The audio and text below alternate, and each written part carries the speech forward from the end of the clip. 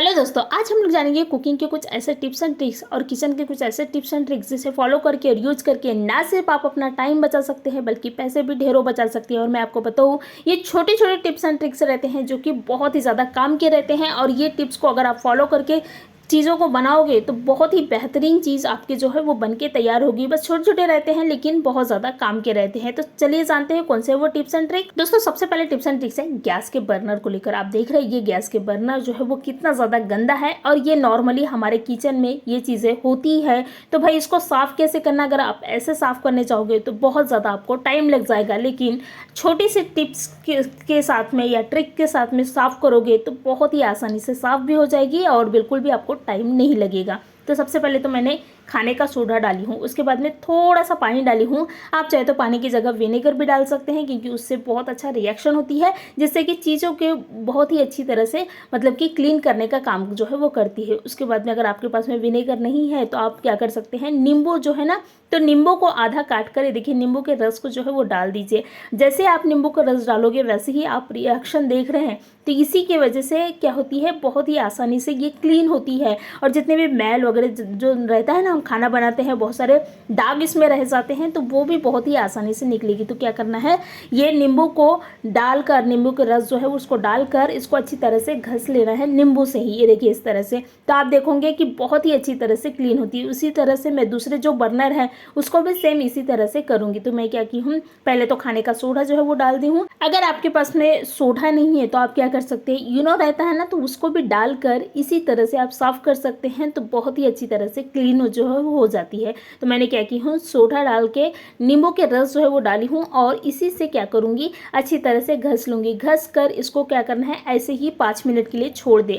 उसके बाद में 5 मिनट के बाद में इन्हें क्या करें, आप फिर से घस ले। तो आप देखोगे कि बिल्कुल 5 मिनट में आपकी जो गैस की बर्नर है वो एकदम क्लीन हो जाएगी। बिल्कुल कुछ करने की ज़रूरत नहीं है। और दोस्तों, आप मेरे वीडियो को कौन से शहर से, कौन से गांव से देख रहे हैं तो प्लीज़ मुझे गांव या शहर का नाम जो है वो कमेंट करें, तो मुझे भी पता चलेगा मेरी वीडियो जो है कहाँ कहाँ तक पहुँच रही है। तो मैंने क्या की हूँ, अच्छी तरह से ये जो नींबू है उसी की सहायता से मैंने घस ली हूँ। देखिए इतनी मतलब कि इस तरह से घसना है। उसके बाद में क्या करना है, एक गीला कपड़ा लेना है और गीले कपड़े से आप बस पोंछ ले। धोने की ज़रूरत नहीं है, आप सिर्फ पोंछ सकते हैं। आप चाहे तो धो भी सकते हैं, बहुत ही अच्छी तरह से क्लीन हो जाएगी। तो मैंने क्या की हूँ, सिर्फ और सिर्फ गीले कपड़े से पोंछ ली हूँ। तो आप देख रहे हैं कितनी अच्छी तरह से क्लीन जो है वो हो गई है। तो ये बहुत ही आसान तरीका है गैस के जो बर्नर का पॉइंट रहता है ना, तो उसको साफ़ करने का। देखिए आप देख रहे हैं कितनी अच्छी तरह से क्लीन हो गया है। उसी तरह से जो दूसरे मेरी गैस बर्नर थी मैं उसको भी साफ़ कर लूँगी। तो आप देख रहे हैं कितनी अच्छी तरह से ये क्लीन हो गया है।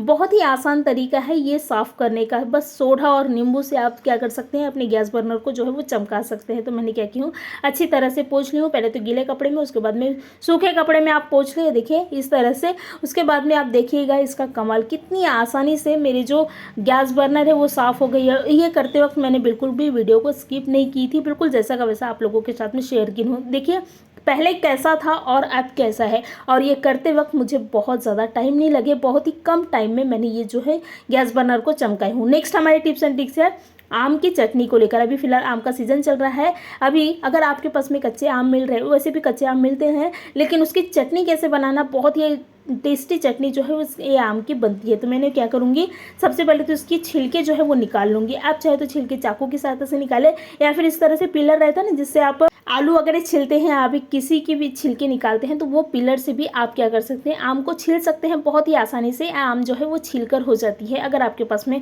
कुछ नहीं है तो आप क्या कर सकते हैं, इस तरह से पिलर से जो है वो छील सकते हैं। बहुत ही ईजिली छिलका जो है वो निकल जाती है। तो मैंने क्या की हूँ, आम के छिलके को जो है वो निकाल ली हूँ। उसके बाद में मैं क्या करूँगी, इसको ना छोटे छोटे पोर्शन में कट कर लूँगी क्योंकि मुझे इसकी चटनी बनाना है। तो आप क्या करें, छोटे छोटे पोर्शन में कट करके एक प्लेट में रख दे। देखिए इस तरह से। तो ये बहुत ही आसानी से कट जो है वो हो जाती है आम। आप अगर आपको चाकू मतलब चाकू से नहीं हो रहा तो आप क्या कर सकते हैं, पाउसी या हंसिया से भी क्या कर सकते हैं, इसके टुकड़े जो है वो कर सकते हैं। तो मैंने क्या की हूँ, ये देखिए इस तरह से छोटे छोटे टुकड़े करती हूँ। उसके बाद में क्या करना है, मिक्सी का जार लेना है, मिक्सी के जार में इसको डाल देना है। उसके बाद में इसमें ही 2-4 हरी मिर्ची डाल देना है, हरी धनिया डाल देना है। उसके बाद में इसमें ही थोड़ा सा जीरा डाल देना है, हाफ टेबल स्पून के करीब। उसके बाद में नमक डाल देना है और अंत में इसका ज़्यादा टेस्ट अगर आपको पसंद है या फिर ज़्यादा टेस्टी बनाना चाहते हैं तो थोड़ा सा चीनी ज़रूर ऐड करें या फिर गुड़ ज़रूर ऐड करें। तो मैंने क्या की हूँ, थोड़ा सा चीनी ऐड की हूँ और इसको अच्छी तरह से पीस लिए हैं। आप देख रहे हैं कितनी अच्छी चटनी बन गई है।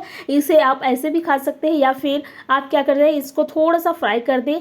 फ्राई करने के बाद में आप खाओगे तो इसका टेस्ट जो है वो दुगुना बढ़ जाती है। तो मैंने क्या किया हूँ, पैन में थोड़ा सा तेल डाली हूँ, तेल को गर्म कर ले। उसके बाद में इसमें करी पत्ता डालना है। आपके पास में राई है तो आप राई भी डाल सकते हैं, उससे भी बहुत अच्छा टेस्ट आता है। तो मैंने क्या की हूँ, करी पत्ता डाल दी हूँ। उसके बाद में क्या करना है, जो हम लोग चटनी पीसे हैं तो वो चटनी को डाल दे और बहुत ज़्यादा पकाने की ज़रूरत नहीं है, बस हमको इसको तड़का देना है। तो मैंने क्या की हूँ, चटनी को डाल दी हूँ। उसके बाद में बस चम्मच चला लेना है। उसके बाद में गैस को बंद कर दे और आपकी बहुत ही टेस्टी आम की चटनी जो है वो रेडी हो गई है। ये खट्टा मीठा तीखा है, बिल्कुल किसी को भी ऐसा नहीं होगा कि नहीं पसंद आएगा। बहुत ही ज़्यादा टेस्टी चटनी है। नेक्स्ट हमारी टिप्स एंड ट्रिक्स है तरोई को लेकर। क्या होता है ना, तरोई के जो छिलके हैं उसको निकालना बड़ा मुश्किल हो जाता है। अगर आप चाकू की सहायता से इसके छिलके निकालोगे तो इसके गुदे के साथ में छिलके जो है वो निकलते हैं, जो कि बहुत ही कम क्वांटिटी में हमारी सब्जी जो है वो बनती है। तो आप क्या कर सकते हैं, इस तरह से पीलर की सहायता से क्या कर सकते हैं, इसकी छिलके जो है वो निकाल सकते हैं।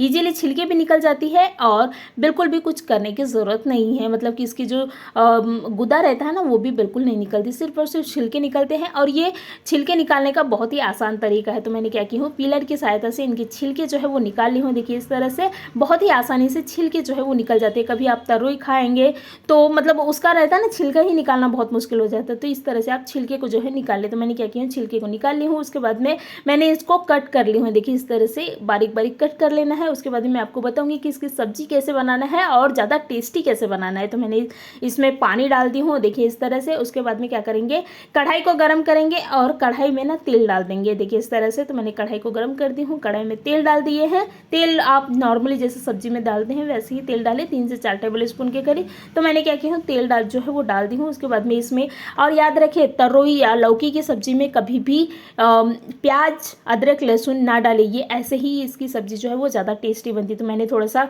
जीरा डाल दी हूँ, थोड़ा सा करी पत्ता। उसके बाद में ये जो तरोई हम लोग धोकर रखे थे ना, तो वो तरोई को आप क्या करें, देखिए इस तरह से डाल दें। इसमें प्याज डालने की ज़रूरत नहीं है, बिना प्याज की ही ये सब्जी जो है वो बहुत ही टेस्टी और अच्छी बनती है। तो मैंने क्या की हूँ, ये सभी तरोई को जो है वो डाल दी हूँ। उसके बाद में क्या करना है, इनको चम्मच चलाते हुए कम से कम 3 से 4 मिनट पका लें, क्योंकि तरोई और लौकी जब भी आप बना रहे हैं तो क्या होता है, इसमें पानी छूटता है। तो पानी डालने की ज़रूरत नहीं है। पहले तो मैंने नमक डाल दी हूँ। नमक डालने के बाद में भी आप देखिएगा कि कितना तरोई की पानी जो है वो छूटती है। कभी भी लौकी या तरोई में पानी डालने की ज़रूरत नहीं है, क्योंकि इसकी ऑलरेडी बहुत सारा पानी इसमें रहता है। तो वो जब हम बनाते हैं तो वो निकलता है पानी, तो बिल्कुल पानी डालने की ज़रूरत नहीं है इस सब्ज़ी में।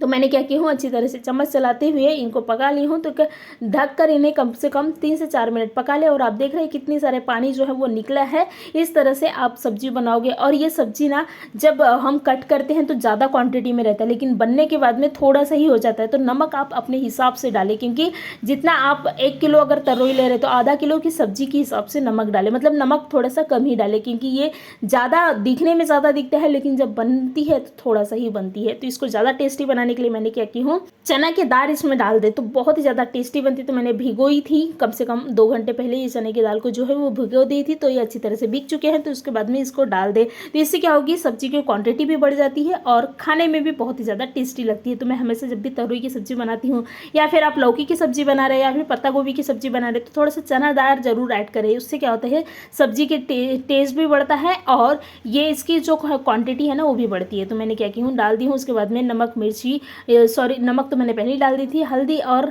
मिर्ची डाल देना है, लाल मिर्च पाउडर, और सभी को अच्छी तरह से चम्मच चलाते हुए मिक्स करके पका लेना है। इन्हें 3 से 4 मिनट के करीब पका लेना है। तो मैंने क्या की हूँ, अच्छी तरह से पका ली हूँ। देखिए आप देख रहे हैं। उसके बाद में क्या करना है, इसमें आप चाहे तो टमाटर काट करके डाल सकते हैं, लेकिन याद रखिए खट्टा चीज़ टमाटर या फिर कोई भी चीज़ें खट्टा अगर डाल रहे हैं तो ये अंत में डाले, सब्जी बनने के बाद में ही डाले। तो मैं ये मेरे पास में आम थी तो मैंने क्या की हूँ, ये आम डाल दी हूँ। आप चाहे तो टमाटर कट करके डाल सकते हैं या फिर कोई भी खटाई जो है वो डाल सकते हैं, जैसे इमली वगैरह भी डाल सकते हैं, लेकिन ये पहले नहीं डालना है, क्योंकि अगर पहले डालोगे आप तो ये सब्जी जो है वो अच्छी तरह से पकेगी नहीं। तो अंत में डालना है। उसके बाद में क्या करें, इसमें ही धनिया डाल दे और आप देखोगे कि आपकी बहुत ही ज़्यादा टेस्टी सब्जी जो है वो बन के रेडी हो गई है। बिल्कुल मतलब कि बनाते हुए बहुत ज़्यादा टाइम नहीं लगा है, बहुत ही कम टाइम में आपकी सब्जी जो है वो बहुत ही ज़्यादा टेस्टी बन के तैयार होती है। धन्यवाद।